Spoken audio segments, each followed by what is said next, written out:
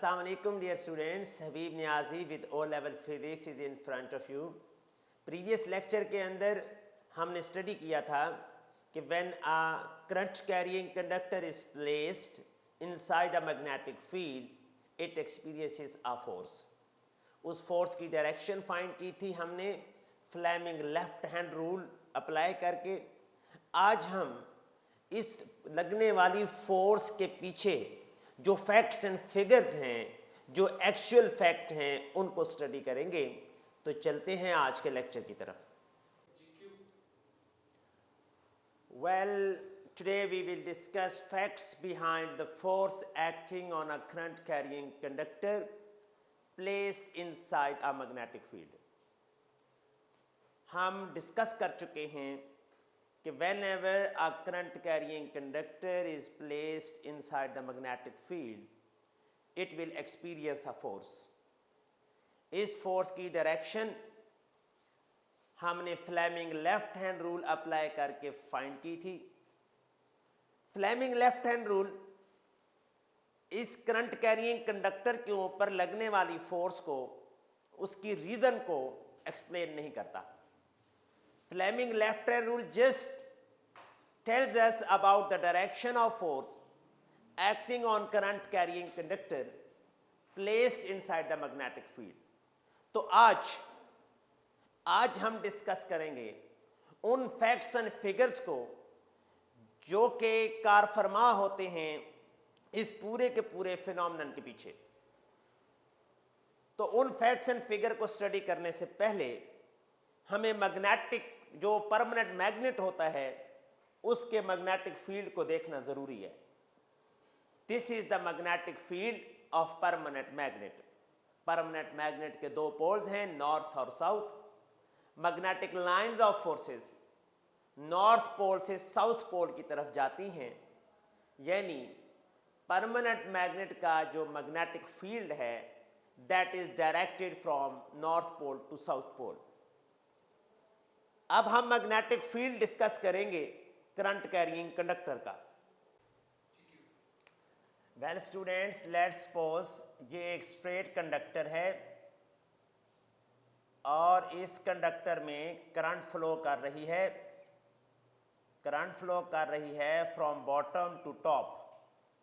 ये है direction of flow of current. ये direction of flow of current मैंने शो कर दी। आई इसको हमने बैटरी के दो टर्मिनल से कनेक्ट किया, तो ये डायरेक्शन ऑफ करंट है। कन्वेंशनल करंट की बात कर रहे हैं हम। जैसे ही इस कंडक्टर में से करंट पास होगा, ये कंडक्टर मैग्नेट बन जाएगा और अपने इर्द गिर्द मैग्नेटिक फील्ड डेवलप कर लेगा। ये बात कंफर्म है कि स्ट्रेट कंडक्टर का जो मैग्नेटिक फील्ड होता है वो सर्कुलर इन शेप होता है। इसको हम एक्सपेरिमेंट से भी प्रूव कर सकते हैं। एनी हाउ, ये मैग्नेटिक फील्ड मैं बना रहा हूं, सर्कुलर शेप में मैग्नेटिक फील्ड होगा और मैग्नेटिक फील्ड की अब मैं डायरेक्शन को भी शो करूंगा। इसके ऊपर मैंने मैग्नेटिक फील्ड की डायरेक्शन के एरोज नहीं लगाए। एक और मैं स्ट्रेट कंडक्टर ले लेता हूं। ये मेरे पास स्ट्रेट कंडक्टर है। इसमें मैं करंट की डायरेक्शन को चेंज करूंगा। ये स्ट्रेट कंडक्टर है। अब की बार जो करंट है उसकी डायरेक्शन को चेंज करता हूं। ये पॉजिटिव टर्मिनल और ये नेगेटिव टर्मिनल। अब की बार डायरेक्शन ऑफ करंट ये है। This is direction of current, conventional current. Straight conductor है ये भी, स्ट्रेट कंडक्टर है ये भी। दोनों का मैग्नेटिक फील्ड सर्कुलर ही बनेगा। ये मैग्नेटिक फील्ड मैं सर्कुलर इसका भी बना देता हूं। मैं ज्यादा magnetic line of forces draw नहीं करूंगा, बस इतनी काफी है। अब इस मैग्नेटिक फील्ड की डायरेक्शन फाइंड करने के लिए राइट हैंड रूल यूज होता है। Right hand rule is use to find direction of magnetic lines of forces of a current carrying conductor. इसको हम कह सकते हैं right hand rule is used to find direction of magnetic field of a current carrying conductor. Look, conductor straight है, इसकी magnetic field की direction find करनी है. Grasp the conductor in your right hand. Conductor को अपने right hand में इस तरह पकड़ें. Your stretch thumb should be in the direction of current. Current ऊपर जा रही है, ये स्ट्रेच थंब जो है वो करंट को शो करेगा ये. और कर्ल ऑफ द फिंगर, ये जो डायरेक्शन है कर्ल ऑफ द फिंगर्स, ये शो करेगा डायरेक्शन ऑफ मैग्नेटिक फील्ड. तो किस तरफ है ये देख ले, ये है एंटी क्लॉकवाइज. तो हम इसकी डायरेक्शन के एरोज शो कर देते हैं. ये एंटी क्लॉकवाइज. अगर तो करंट बॉटम से टॉप की तरफ जा रहा है तो एंटी क्लॉकवाइज. अब इस केस में grasp the conductor in your right hand in such a way that your stretch thumb should be in the direction of current. This is direction of current. Then the direction of curl of the fingers will be direction of magnetic field. So here in this case the magnetic field will be clockwise. ये clockwise. जब current into the page जा रही होती है तो उसको हम cross से शो करते हैं. ये into the page, magnetic field lines clockwise.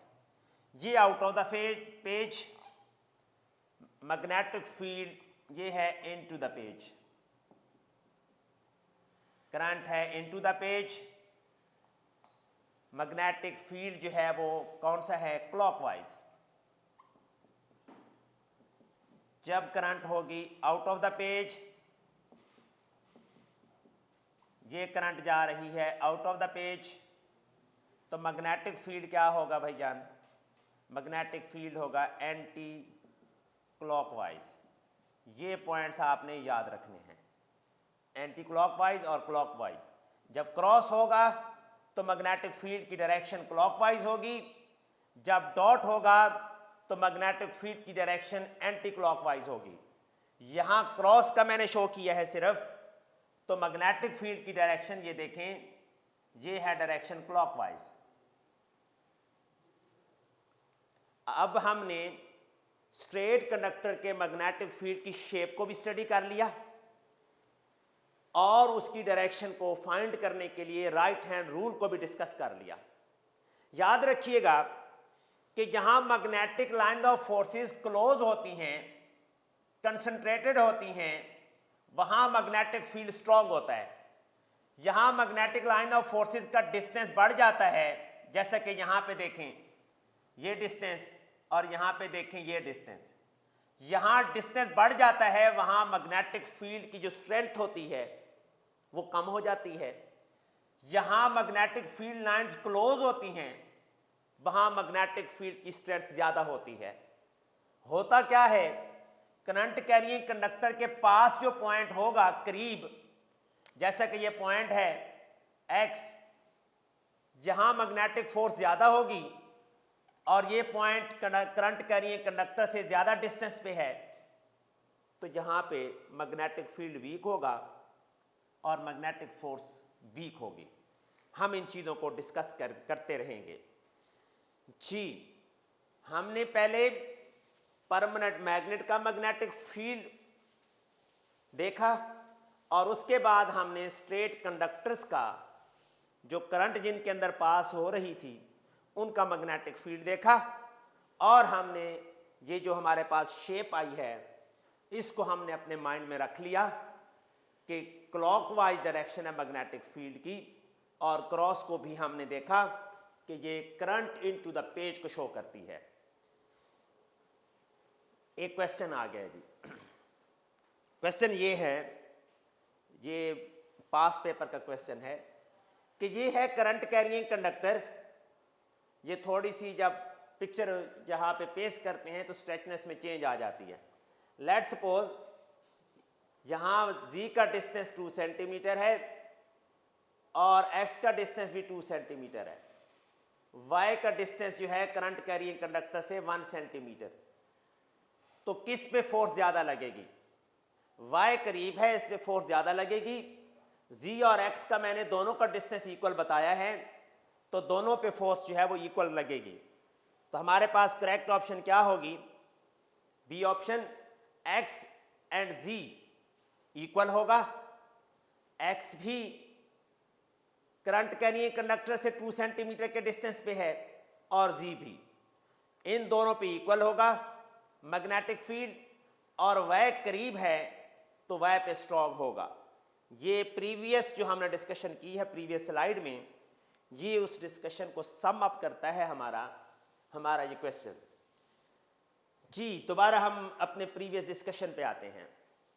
यहाँ क्या हुआ है, परमानेंट मैग्नेट के अंदर, ये परमानेंट मैग्नेट था, परमानेंट मैग्नेट के अंदर हमने करंट कैरिंग कंडक्टर को प्लेस किया है।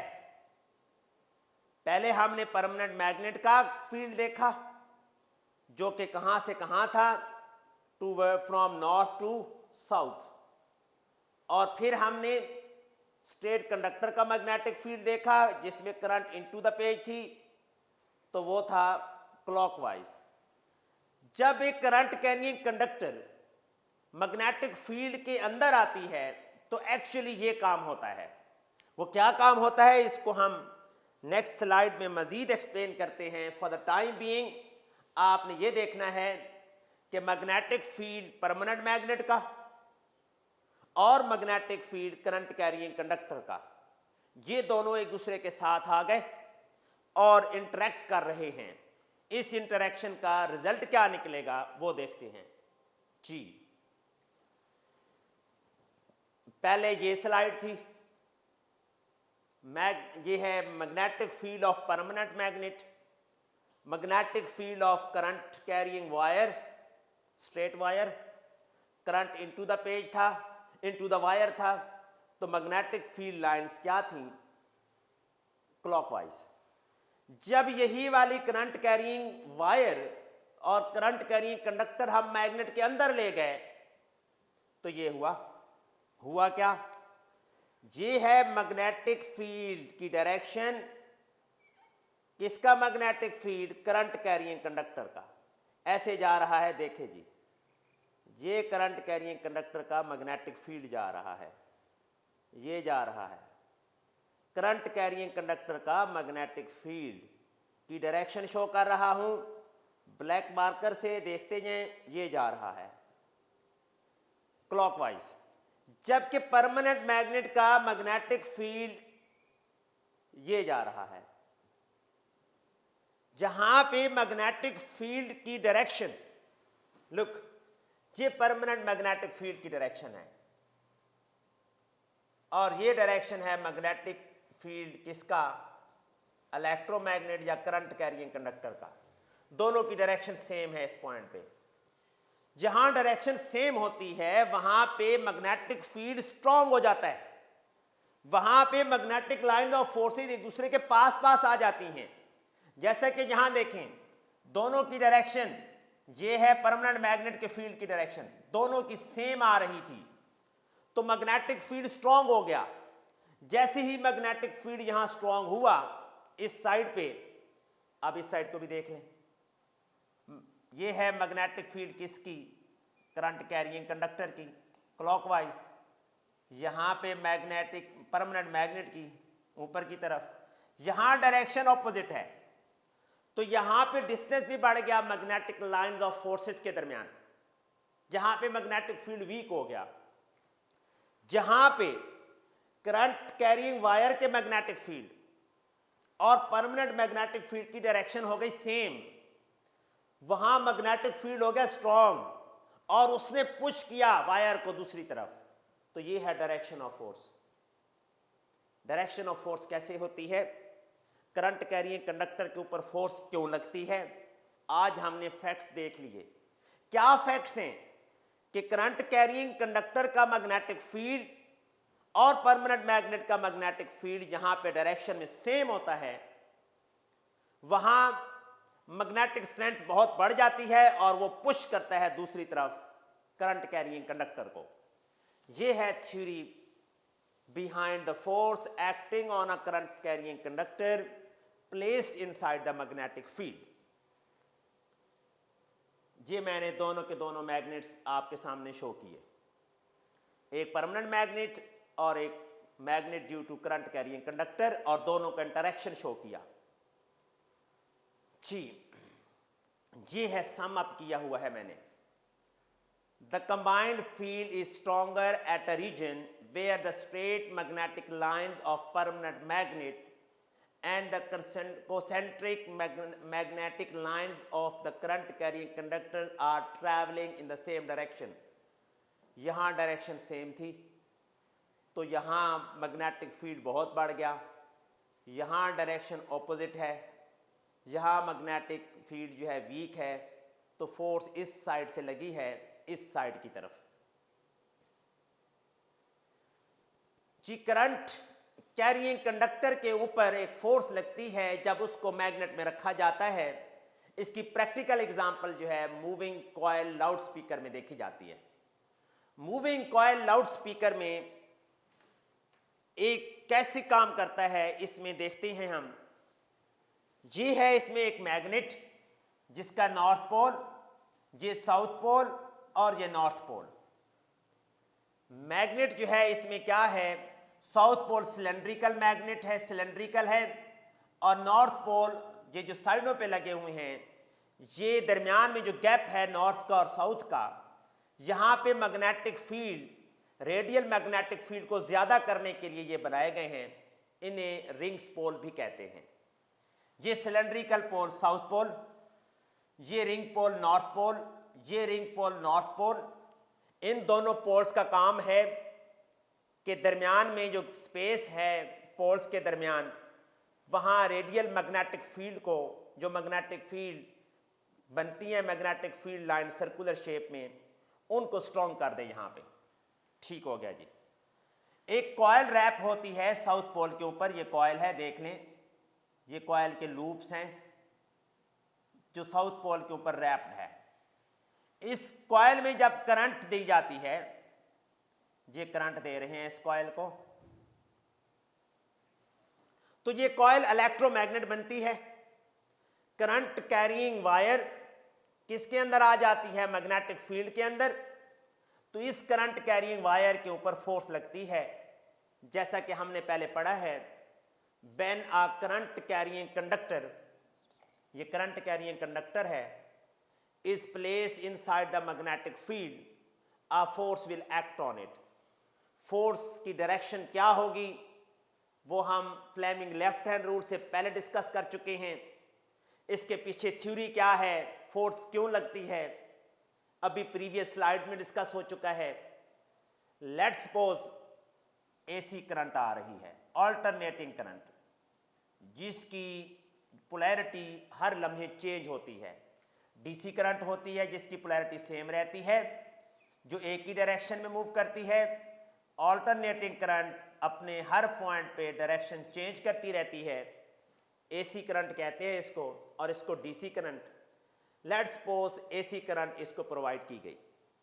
जब पॉजिटिव पोलैरिटी, पॉजिटिव फेज गुजरेगा कॉइल में से, तो इसकी मोशन एक तरफ होगी, जब नेगेटिव गुजरेगा तो दूसरी तरफ होगी। ये जो वेरिइंग करंट है इसमें से गुजरेगा, तो कॉइल के ऊपर वेरिइंग मैग्नेटिक फोर्स लगेगी, जिसकी वजह से कॉइल आगे पीछे मूव करेगी। कॉइल के साथ ही अटैच है कोन, पेपर कोन भी हो सकती है, ये बुक में पेपर कोन ही लिखा गया है। ये पेपर कोन जो है इसके साथ अटैच है। जैसे ही ऑल्टरनेटिंग करंट पास हुई कॉइल में से, कॉइल बन गई इलेक्ट्रोमैग्नेट, कॉइल ने डेवलप कर लिया मैग्नेटिक फील्ड। जैसे ही कॉइल ने मैग्नेटिक फील्ड डेवलप किया, वो थी परमानेंट मैग्नेट के अंदर। परमानेंट मैग्नेट ने इसके मैग्नेटिक फील्ड के साथ इंटरेक्ट किया, तो जो कॉइल है उसके ऊपर एक फोर्स लगी। फोर्स की डायरेक्शन पॉजिटिव फेज के दौरान और थी, नेगेटिव फेज के दौरान और थी। तो एज ए रिजल्ट जो कॉइल है उसने बैक एंड फोर्थ मूव करना शुरू कर दिया। जैसे ही बैक एंड फोर्थ कॉइल ने मूव किया, इसके साथ ये कोन अटैच थी, पेपर कोन भी बैक एंड फोर्थ मूव करना शुरू हो गई।